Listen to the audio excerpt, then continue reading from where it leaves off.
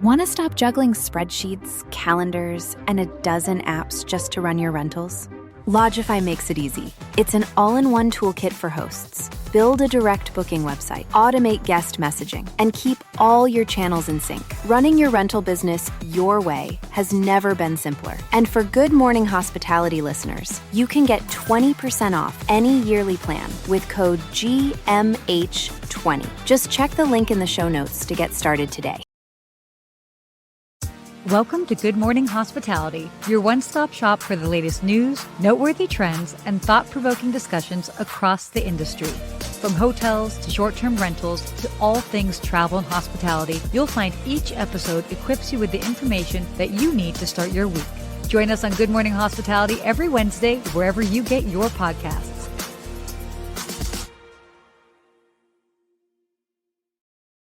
Ooh, good morning. Or should I say buongiorno? Buongiorno, Sara. Oh my gosh, I love it. I should have a cappuccino next to me in honor of you. Un espresso, per favore. Oh, wow. Grazie. Grazie mille.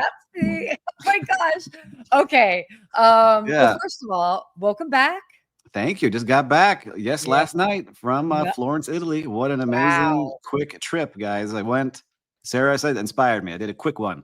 Left Friday night, got there Saturday, Sunday, full of energy, enjoyed everything. Maybe a little too much fun on that second day, and then had to recover on the third day. Whoa. It was a lot of fun, though. Wait, did you meet strangers and have hang out with strangers? I met strangers. I hung out with people. I had dinner at this really cool place called La Giostra, where the owner is like a rock star in Florence. And I had a lot of people tell me to go there, but you need reservations 3 months in advance. But I showed up, said what I was doing there, and they're like, all right, wait 30 minutes. We put you at a little table, and that little table was next to these two women that were travel advisors, and we get to start talking about travel and all the cool things that we're doing, and a lot of fun. So, oh my gosh, I love this. I have to say, I was watching along on the stories, and it made me so happy to just see you were out there just exploring and doing it. I was like watching all the stories. It was great. I've never done that before. And it made me, I'll tell you something. I felt like I was traveling with a bunch of people because I've never posted stories like that all day consistently. And then everyone's messaging me saying, show more stories, continue doing it. This is so cool. Here's a recommendation. It was a lot of fun.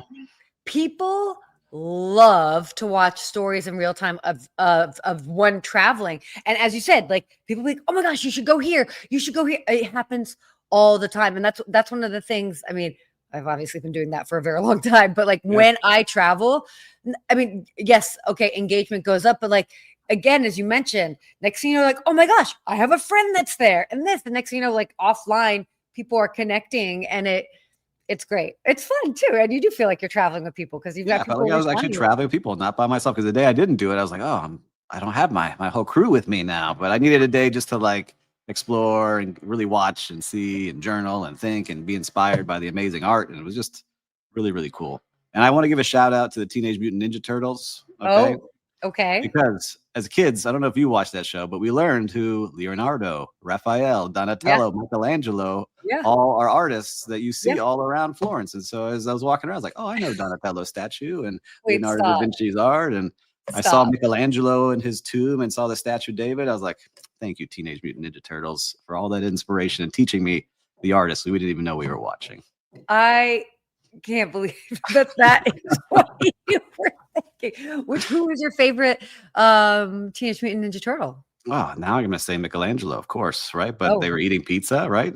All these Italian things. So as I said, mine was Leonardo because he had the blue. Yes. Whatever. But I will have to say, there's so many great things, and the hospitality there, amazing in that city. Everyone, I thought it was going to be a little challenging. You have to speak Italian. Not everyone knows, I'm going to speak English with you. I tried to continue speaking Italian. No, we can talk to you in English. We'll help you. But the food was great. Every little place I walked into was amazing. And the weight of history hits you in those kind of places, which I just love, right? Doesn't it? So it really is amazing to sit in a church from the year 1200 and have the Michelangelo's tomb there, Machiavelli right there, and all these people you learn about sitting there and just kind of taking it in. So that's my TED Talk I'm learning. I may have to start giving one like you did one day, Sarah. Oh my gosh. Well, I love that. Like whenever I'm in a place like that, I'll just sit back and think like the sheer number of people that like we have so much technology at our fingertips and machines and all the stuff that can help like lift things. And then it's like you look at that and you're like, how did they do this with people with like not as much? It's super fascinating to me. I mean, it had to be constructed and then built and then like all of that. Paul, Wow. man, they were hidden history teachers. You're right, Paul. I didn't realize it until I was like, I was brainwashed young. I knew all these artists out here. But it's true. Like, there's also the other thing that reminds me. I was in Buenos Aires back in May, then Italy. Now, I really want to find more of these third places that people all congregate and hang out, be on the streets more. I know some of the big cities have it. Like I'm in Miami, they have starting to pop up a little more here and there. But I think it makes a big difference in just getting to know people. Like we see this epidemic of people saying they are lonely and alone and don't have places to go. I saw people just hanging out and walking and having an espresso and having a gelato at different times of the day, just hanging out and walking. It was just amazing to see all these different cultures and people doing that, just hanging. Yeah, I think we're going to see a shift into that next year in the United States. I feel like the combination. So here's, I mean, I have a lot of things, but I'll keep it very brief. Generally, in other countries, especially ones that you were mentioning, whether it's in Europe, etc. Also, the cities are smaller than a lot of them in the United States. Yes. So you can walk places, you can take the metro, and so your interaction is going to be very, very different. Whereas in the US, it's a spread out country. Like think about how large a city is in like Texas, for example. Everything's bigger in Texas. Like you have to drive places. Los Angeles, people are like, oh my gosh, it's so spread out. Car culture, totally. But it's like car culture, then it's just like you by yourself in your vehicle, and you have to go specifically to go congregate with individuals. So I do feel like and I do hope that this is the case, but I do feel like there will be a shift, certainly within the United States and the US, hopefully mentality that like we will be seeking more ways to congregate together and put down the phones and do that, and hopefully get a little bit more inspired by our friends in other countries and other cultures. Yep, I love it. We'll start hosting our own hospitality hangouts, Sarah. We'll do some. Oh, I'm into it. I think it'd be cool. Any chance for me to come hang out over there? That's perfect. We'll make it happen. Well, we got a lot of stories. That's enough coffee talk. I'm sure we bored everyone with my travel stories, but it was fun. So boring. Not anyway. But I do have some other things to say about one of the stories later on about the AI and how I used AI on the trip. So. Can't wait to hear, and hopefully it worked for you. Okay. Yeah, let's dive into it. So our first topic here, this was huge. This hit the airwaves yesterday. And I mean, it like, I got so excited about this because I don't think that we've seen something this big in the world of like hotels in a long time. So Hilton, they have overhauled their loyalty program. And what is so great about this is basically what they did is they've made it easier to get loyalty, especially if you're like a road warrior, you're traveling more frequently, but then they've added an extra tier, and that extra tier, once you hit that amount, and they have a combination as far as night stays and dollar spend, which makes sense, reminds us of the good old days with airlines.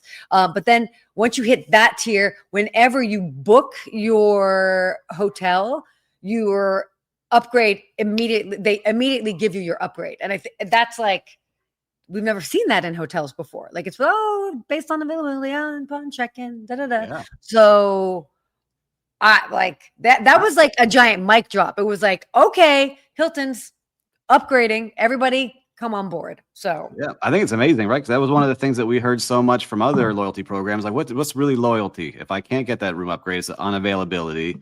I'm not getting the things that I'm actually want. How can I get there? And I also like that they're using dollar amounts now too, and they're also saying you don't have to spend you don't have to have as many nights as you did in the past to get there, which I think is great too, because it really will motivate people to say, all right, let me start getting some of these things, because some of those loyalty programs, you're like, man, how am I ever going to get to that level? And you just don't sign up. You're like, all right, I'm not going to even use these. Or you sign up, but it's like it just is like, okay, well, I don't know. I mean, for me, it's as much as I stay like, and I have my Marriott and Hilton. I also have IHG. I mean, I have one wherever I go, but it's, it's the bare minimum that I'm getting for status. I actually finally just hit another tier with Marriott, and I was like, cool. What does this get me? So I've seen a little bit of a difference, but I love that they're doing this. Hilton, this is big news. And I do feel like a lot of the other brands are going to be changing their programs next year. And that's huge. I don't know. I'm so excited about this. Yeah, I think that what it is with Hilton is that they're always leading the charge. We have another story about them coming up, but they really are creative. Their CEO seems to be in tune with what customers are saying, the guests are saying, what his team is saying, and getting that feedback and really pushing through. Yeah. And so for me, I think that like I haven't been using Hilton all that much, but their brands are really starting to pop up everywhere around South Florida where I'm at. Like the Waldorf Astoria brand is really making a big push. Yep. You see that coming, but they're also saying that there's some very big places that people want to stay, and they're trying to figure out how to balance that all out. Because in Hawaii and Miami and other places, there's a lot of requests to stay in those hotels, but how do you give everyone loyalty upgrades? Yeah, sure. Popular, so they're capping those things there. Totally. No, they have to cap them. And to be fair, I mean, I understand it. Like, even if you're looking at airlines, like at a certain point, it's like, okay, well, if, I know with my status with Delta, as soon as I book, I'm immediately upgraded to the next tier, my Delta like Comfort Plus, and then Delta Comfort. And then next thing you know, most likely I'll get upgraded to first. But then if you've got a whole lot of people that are in my status, why would we end up paying for first? When we're like, we'll just risk it. So obviously the companies still need to make money. So they do need to have people to be paying for these premium products, but to at least make it more exciting and maybe increasing the chances, I think just gets people more engaged. They're re-engaging their travelers into their ecosystem. And I'm here for it. I love it. They're rewarding the loyalty, right? How do you remain loyal to someone? Help me actually get the things that I want in your program, and I will continue coming back. That's what I've heard a lot of people say. So now, all right, everyone else has to see what they do. Let's see how they follow. Totally. So why don't we go on to our next topic here? Also with our friends over at Hilton as well as Marriott, they have been responding to the hotel talent crisis. So both companies are rolling out new recruitment, retention, and training initiatives, kind of focusing on, I like this, the upskilling, career development, and sort of improved workplace culture. So what kind of stood out for you from this? This is great. Yeah, I think this goes back to when we started talking way back in 2000 during the pandemic, and people who had been ultra, this is my family. I'm here. I'm working in this hotel for 20, 30, 40 years. And all of a sudden you're gone. You're out. And I think that scared a lot of people, and these hotels realized that. And so it took a long time now, these 5 years, to get people back in. And a lot of hotels have done a great job of rewarding the team members, really getting people in. But now Hilton has been rewarded as one of the best places to work. I think it was top 5 out of all companies in the country. And they were the only one in the top 25. And they're really making a big push of saying, all right, Sarah, you're going to start with us as a front desk agent. And if you want to become a general manager, here's the program. And if you want to become a food and beverage director or a sales director, whatever those positions are, here's what we can do for you. And if you want to travel the world, you can travel with us, because there's so many different places we can put you to work, and you can learn new cultures and new experiences. That's one thing that I didn't do in my early 20s. I worked at other hotels. I didn't want to leave Miami, but looking back, maybe I should have gone to check out some other cities and seen what was going on in those places. Totally, because it is such an interesting thing. And by the way, Hilton was number 1, Marriott was number 5 as far as great places to work. So shout out to both of them for that. That's awesome. But you're right. Like I definitely saw people in our industry that would go, and they worked in the Maldives, and they went to Japan, and then they were in New York, and then they were wherever it was. And it's so fascinating versus staying in one city. But at the same time, even if you work at different properties in the same city, I still think that there's a lot of value for that. Sometimes I'd see those individuals that would come out of, hotel school. They'd start at a hotel brand, and then they'd stay with it. And they maybe grew, but in my mind, I'm like, oh my gosh, just pop over somewhere else just for something a little bit of something different and for context. But it's great to see. And I mean, I don't know, like a lot of times when I travel to these places, we do still see a lot of those individuals that have been working at these companies for a very long time. And those perks and those benefits are very real. Yes, they are. And so I really think too, being able to stay at other hotels, like you mentioned, is one Mhm. of the big perks. Like I did use that, but then there were some times where you get blocked. Like you couldn't go to like the Yeah, flagship hotel, or you couldn't totally. go to the nicest hotels, but they're understanding now, like you can go do these things. And Yes. and Brian saying such an important step. We've had the ability to efficiently manage the inventory for a decade. This is how you make the guests truly feel like their status matters. So back to the last story. So Brian, Yes. thank you for that comment.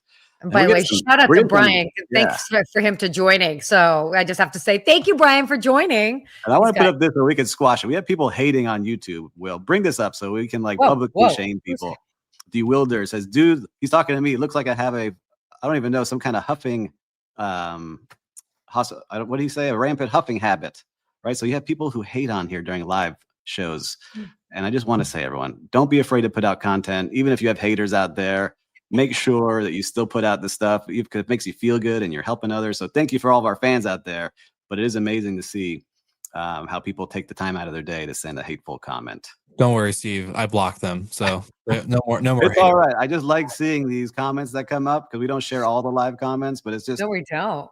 don't worry. Put out content. Don't worry about the haters. They're sitting in their underwear at their grandmother's house in a basement somewhere posting on there. This one. Amazing. I like Moody Johnson, though. This lady is just dynamite. She is. Dynamite. Yeah, I'm a firecracker. That's all right. Anyway, that's my my talk there for put out your content. You're gonna have haters, and if you didn't make it, if you don't have haters. So. Oh my God. No, totally. Oh my gosh. Yeah. I mean, and that's so true. You definitely, well, that's when you have the pushback. So yeah, anyway, so going back to this, look, I'm glad to see that they are making such initiatives. Obviously, Marriott and Hilton are such leaders in this space, and it's so fascinating. We're people industry. That's what we are. And so it's great that after just a lot of the challenges from the pandemic when it comes to training and hiring, that we're seeing that they're really hyper focusing on this. And so it's like, look, we want to make sure the people come first, which has always been what it should be. But I think sometimes we just have to like be extra focused at times. So kudos to them. So what's funny, I keep looking at the comments come through. But anyway, what's funny is that what I like seeing this is that they're taking Hilton and Marriott are really listening to their team members, and they're saying, we want them to buy in. We want them to have a say in what goes on. They're taking their advice. They're using it within their hotels. It's a lot of fun to see that's what they're doing now, because when you're coming up in the industry, you have ideas, and sometimes every one of them gets squashed by a manager or a director or somebody, and your idea is actually a really good one. So I like that they're making this available so they can share things and they can really celebrate people. So it looks awesome. I'm happy that that's what they're doing. Yes. Likewise. Okay, let's go on to this next topic here, because this is something I definitely also feel very strongly about. Look, we know this elephant in the room. The U.S. has really struggled with tourism this past year, and we've got big things coming up. We've got World Cup, we've got the Olympics, and as an effort to make the United States more attractive in a time that we've been deemed less attractive for a variety of reasons, from economic to political to all of the above. Now the U.S. is announcing that they are fast tracking visa appointments for those individuals that have tickets to the World Cup. So they're really making a push for this, that if you have tickets to the World Cup, they're going to make it easier for individuals to get visas so that they can come into the United States. Now, it's not an ultimate guarantee that you get a visa, but I like that they're doing this. I think that we've needed something like this. So yeah, I agree. And like they said, Marco Rubio came out and said, look, we're still going to be screening everybody. We're not going to be just letting everybody in, but do not wait until the last minute. So if you already have tickets, make sure you start going through this process now, because we do want to host everyone here in the US and show them a great time. In my hometown of Miami, we've got, I think, 7 of the games here is what I recall. And so I've had a lot of international friends already asking about hotels and staying. And I said, remind them, make sure you've got everything you need to get here so that you don't get to the airport that day and it doesn't work. Yeah. I mean, look, they'll definitely have everything all set in place by the time we get there, but I don't know. I'm curious. I'm very curious. I mean, being in Los Angeles, one of the host cities for World Cup, I know that that's the big thing that everybody is talking about. So, yeah, I don't know. We'll see. Are you a fan of the World Cup? I like watching the World Cup. I think it's a lot of fun, especially Yeah. because, every 4 years. And I remember we're even working in hotels, like the Oh back yeah. of house, we would have the TVs on because a lot of the people that work in hotels are all international. And it's like their religion growing up is, Oh the World Cup and soccer and those things. Like US, we're slowly catching up now with MLS and having Messi here in Miami. And it's kind of getting into the culture here. totally. But I love seeing how passionate all the team members were. They would be watching it. We had like flag parades in the back of house at a lot of hotels. We would Yeah. have all these things going on. So I love the celebrations and the camaraderie and how you can really cheer on your country and see how they do. So I love seeing it. And I'm excited that it's coming here because I remember it the last time I was here in 1994 and having family members from other countries Okay. come here and just travel around. Yeah. And, I have family members from Venezuela. My mom's from there. And so they were cheering for Brazil because their team in Venezuela was not that good, but they would cheer Brazil and just follow them around the whole country. And they had a great experience learning about the US, but also cheering on their team. And so I think it was just a lot of fun. So I'm hoping it goes really well again this year. Yeah, no, I'm hoping so too. It's wild because it is such a it's such a phenomenon. Like people are so into it. I'm not, I grew up an only child, female with a single mom parent. Like Mhm. we didn't get into sports as much, growing Yeah. up. We were definitely an artist household, but I do love to see this because it is, I mean, it's a big part of the economy globally. Yep. And I also love to see how it brings people together. So, and inspires people to travel to different destinations. It's So big. 'Cause I just going into two, I was in Munich airport. And then when I landed in Florence, they have stores there just for their like soccer teams, right? In the yeah, airports and all around. And people really support. So it's part of the culture of everyday living over in Europe and Africa and other countries everywhere. So I'm yeah. hoping it really takes off here even more. I think it will. Okay, let's go on to our. Wow, where's the time gone? Fine, We still have some more topics to go. So this is huge, actually. So Google, let's talk about what's going on with them. They are building agentic AI travel booking tools. So they're basically expanding what they've kind of built with their travel initiatives, so that basically they'll have AI systems that can help plan, price, coordinate, and then ultimately book trips autonomously. So okay, I'm gonna let you take the charge with this because I know you have a lot to say on Let's it. start with this. We'll start with this part of the story. I love what Yeah. Google's doing. We had touched on it a couple of weeks ago, I Yeah, think, on a little bit on this, but now they're starting to roll out the actual features. And yeah, sure. I think it's great because there's so many places to stay and so much information out there. And you work with travel advisor, you ask your friends, or you put it on social media and you get advice. But this is a way where you can put in what you like and what times of day I want to leave and what kind of place I want to stay in. And here's some areas that I want to be in. And it'll start Mhm. creating your trip for you and then start booking it for you. And Yeah. I use ChatGPT for this current trip. I said, all right, this is what I want to do. Here's where I want to stay. Here's the price I want to pay for hotels. And it started making all these suggestions. And I picked everything I with love the that. help of AI, right? So that was part of that trip this trip that I used. And so I think we'll see this more and more and more. And I encourage people just to play with it and see what Yeah. it can do for you because sometimes it doesn't register of how this works. But I also want to give a shout out to Meta, the Facebook, company, and their Meta AI glasses, the Ray-Bans. I wore them everywhere I throughout my was trip. watching your content with that. That was awesome. Not only can you create content for people to watch, but as I'm walking through somewhere, I Hmm. say, "Hey Meta, I'm standing in front of Il Duomo. Give me a little history lesson and tour. I'm standing at this part of it. Which should I go right or left?" And then it gave No me a whole, way. hey, make a right and I'll explain to you. And it started telling me all about the history of the building and what I was looking at. And I did that in many places around Florence. And I was like, wow, this is really cool to have this in my ear, be able to have my own personal tour guide. And it also sees what you see because you can say, hey, Meta, what am I looking at? And it'll snap a picture and then tell you, oh, this is this piece of artwork and this is who made it. And this is the importance of it. And so, hey, I need directions to this restaurant. I don't look like a tourist looking down at my phone. Where am I? It's just telling me in my ear, make a right on this street. Now make a left. And 100 yards, you're going to be at this location. So amazing just for creating content, but also having it in your ear, the AI, and telling you, hey, I'm looking for one affogato that is on a small street around here. Where can I go? And it'll pull it up for you and you go. So I'm a big believer in using all of it. I think it's great. Yeah, And Paul saying agentic AI, huge for the hotel side of things. totally. Streamlining the booking process can make Google a go-to destination for booking. And so, Gloria, I'm Glory. excited for Meta Contacts. Contacts. The glasses are coming out where it's going to start projecting on the glasses. I know they're out now. You can book them or Oh buy my them. I gosh, think they're like guys, we're living in the $900. future. It was cool. I really loved having those glasses on because I'm not looking at my phone. I'm looking out into the Yeah, world yeah. through the glasses and staying Which is more a plus. connected. It was great. That is Anyhow, very cool. that's I my need to get a shout out now. pair. I don't have a Yeah, you pair should yet. have one already. Yeah, You would yeah, like I them. could. Yeah, no, I think I would like them. At some point I will. Yeah, we'll figure it. But yeah, it was very cool.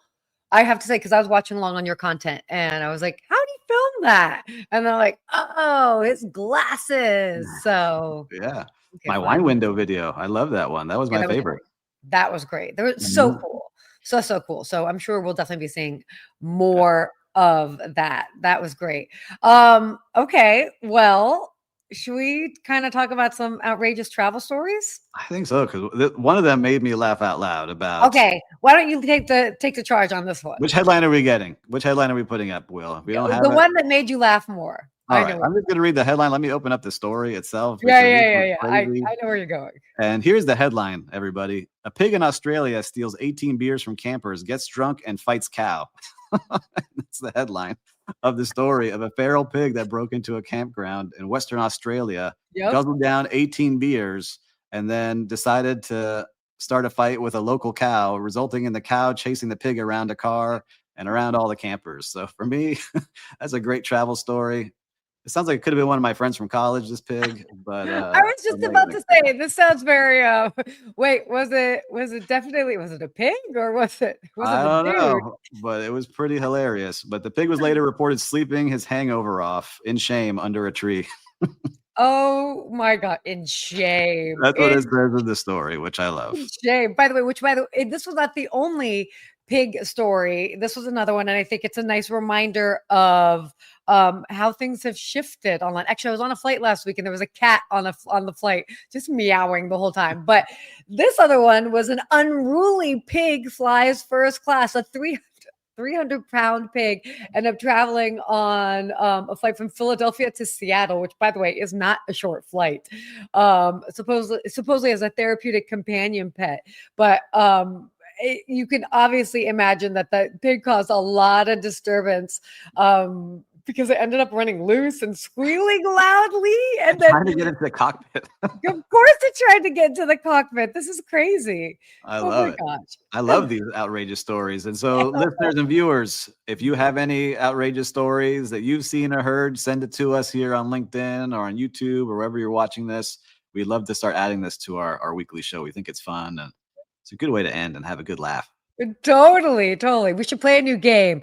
Pig or human? I like it. Oh I my like God. that pig. We're getting wild and We're with those getting campers. wild and crazy. All right. Okay. Well, let's do a quick real-time recap. You came back from Florence. I'm sure you have some wonderful things to say about that. I do. And I want to give a shout out to the team on Lufthansa Airlines. That's what I'll say. It's a long flight, right? I think it was 11 and a half hours on the way back of one Yeah. of those legs. And the team there, really all smiles all the time, very Mhm. helpful. I had some issues with my seat. They came in, made it.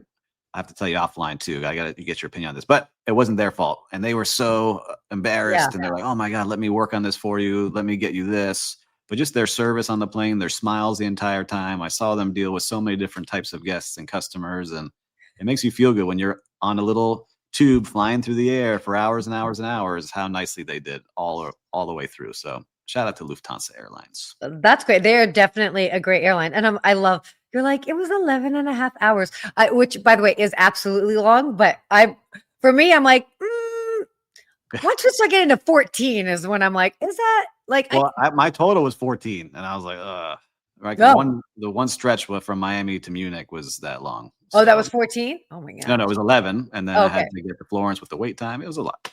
But yeah, and Kelly saying pig versus Steve's college buddies. Ooh, I think we maybe even had this story happen in real life. Ooh, no. I wasn't at a fraternity with a lot of secret lore, and I was president of that, so you never know what happens in there. Oh my gosh. Oh, that's crazy. Too funny. Okay. Well, my real-time recap. Oh my gosh. What was going on this week? I'm actually going to say a shout out to the team over at the Lapeer Hotel in West Hollywood. They have a restaurant there called Lady Hawk. The chef is Chef Charbel. He is Lebanese. As those that know me know, I am half Lebanese. And my mom came in town, and like we had met before, actually, when I interviewed him when I was doing the podcast for Visit West Hollywood. So it was just this like whole wonderful moment, and like the hospitality and all the wonderful things.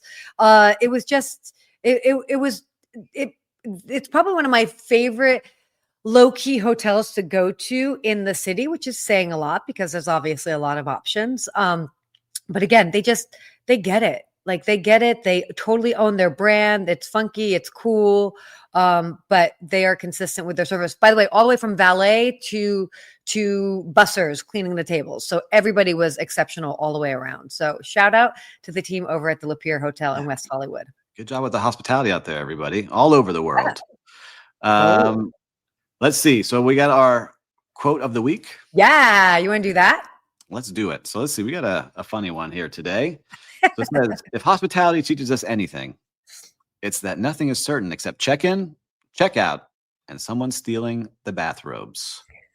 And that is anonymous. We don't know who said that. I'm going to say it's Will Slickers who said that. Stealing the bathrobes. Oh, God. You get charged. Even if you take them, you're getting charged, people. You're definitely getting charged. And everybody knows I'm not a bathrobe person anyway, so I find that so silly. Hospitality, everything. Yes, you have check-in and check-out and all these crazy, but there's so many crazy things that happen in hotels. You never know what you're going to come into. You know, there were certain days that I would go to a hotel. Oh, it's going to be a slow day today.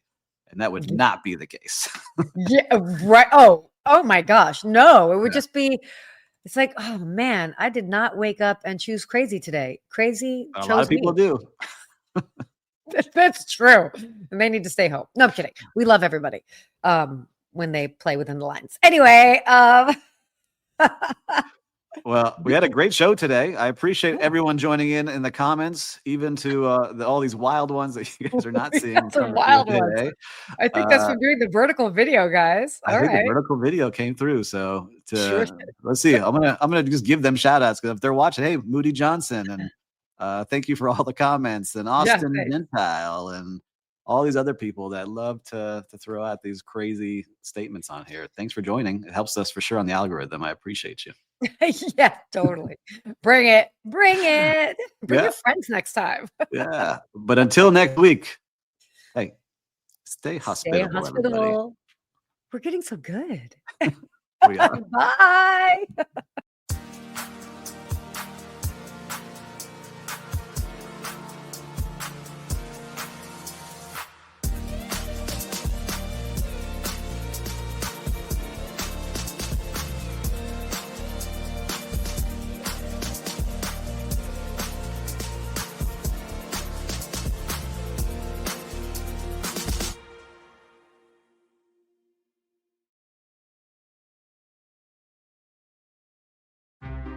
Want to stop juggling spreadsheets, calendars, and a dozen apps just to run your rentals?